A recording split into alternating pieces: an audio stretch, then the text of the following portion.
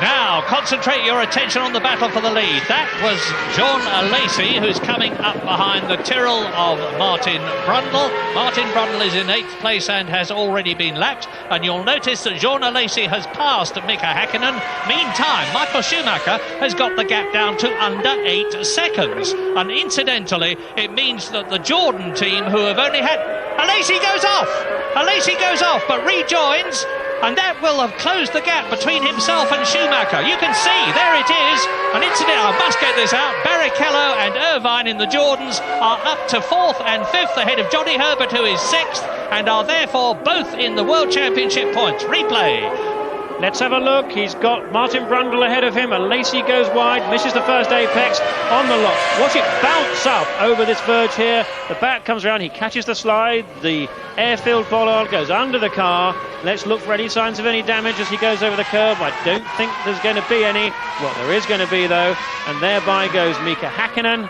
What there is going to be, though, is dirt on those tyres. That's going to take another half a lap to catch up. This has given Schumacher the psychological advantage. There's no doubt about that. 6 laps to go, including the one they're on. Michael Schumacher can scent victory, and a desperate Jean Alesi will be striving to keep the Benetton Renault, which is really flying behind him. And Martin Brundle and Mika Häkkinen could decide this race, because both Alesi and Schumacher, there they are, 1st and 2nd on lap 62 out of 67. They've got to get past. That's Alesi running at the chicane again, and you can see that gave Häkkinen the opportunity to repass him. And Alesi no longer had the possibility of having Häkkinen between himself and Schumacher. All he's got between himself and Schumacher now is a few yards of tarmac. And they're coming through to complete lap 62. So lap 63, 64, 65, 66 and 67 to go. And the race is well and truly on. Brundle there is 7th. Häkkinen is 8th. They're having a private race. Now, they won't want to slow down and let Alesi and Schumacher through, because Häkkinen is trying to take 7th place from Brundle, and Brundle is trying to stop him. So 7th, 8th, 1st, 2nd, with a full lap between them. A full lap and more, actually, but on the track it's a full lap here. 4 laps to go. Let's watch for some real racecraft from Michael Schumacher. His car is definitely faster, and he is faster than Jean Alesi at the moment, probably by a second or 2 seconds. But he's got to get by. He's got to get by cleanly. He needs those points too to stay ahead in the championship battle. He wants to win this German Grand Prix there in front of his home crowd. Well, the Grand Prix of Europe, but it is in Germany for the 2nd time this year, and he'll be desperately eager to do that. But he can't afford to come unstuck. He can't afford to finish this race if he really wants to try and wrap this championship up. Well, look at the pressure on Jean Alesi, and you'll notice that neither of them are closing out much on Mika Häkkinen. We're with Schumacher.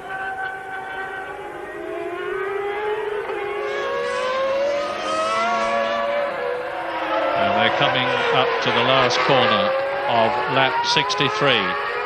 Lap 64, 65, 66 and 67 to go. P2 goes out to Michael Schumacher.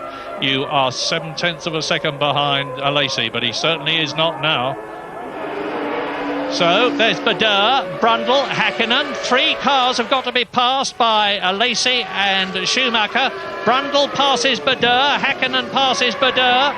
Don't forget they're fighting for 7th place, and Alesi dives through, and Schumacher dives through. Bader must have wondered what hit him. 4 cars go past. 1, 2, 3, 4, and Schumacher is going for it. And Alesi resists. V12 Ferrari, V10 Renault powered Benetton, and it is very even. Lap 64 with Schumacher. Alesi ahead. But ahead of Alesi is Häkkinen. Ahead of Häkkinen is Brundle still. Look how much they've all pulled away from Luca Bader, who, by the way, is in 11th place, now 3 laps behind.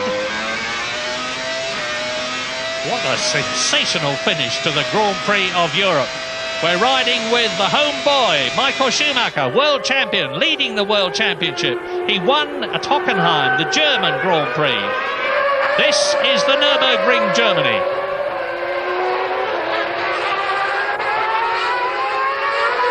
And this is great motor racing at the front, the like of which we haven't seen for a long time. Michael Schumacher sees number 27 on the rear wing of Jean Alesi's Ferrari. What a famous number that is. And Brundle and Häkkinen are still ahead. Alesi, you see, has got to remember where Schumacher is when he plans how to get ahead of Häkkinen and Brundle, if indeed he can. This is lap 65. There's only 2 laps to go after this one. Alesi, Schumacher, Coulthard third, Barrichello fourth, Hill is out, Irvine is fifth, Herbert is sixth, and Schumacher has a look. Now, can he get through on the inside? Alesi resists him, he's coming up to a left-hand bend, so he's got the inside line. What a struggle. Brundle goes past Diniz, or tries to, and still Alesi has got this problem, and off goes Häkkinen, and off goes the 40 in front of him. Well, I've heard of moving out of the way for the leaders, but that was pretty ridiculous. And again, now we're with Michael Schumacher. This is lap 65. 2 laps to go at the end of this one. And Schumacher...